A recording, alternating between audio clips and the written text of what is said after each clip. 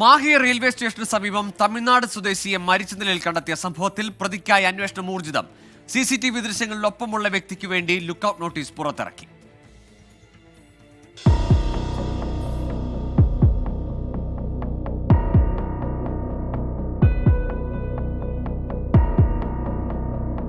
തഞ്ചാവൂർ സ്വദേശി സുധാകരനെ മരിച്ച നിലയിൽ കണ്ടെത്തിയ സംഭവത്തിലാണ് പോലീസ് ലുക്കൌട്ട് നോട്ടീസ് പുറത്തിറക്കിയത്.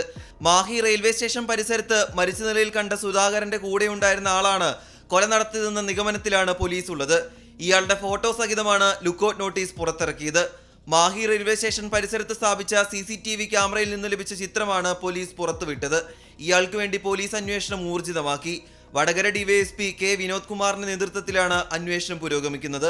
24 കോഴിക്കോട്.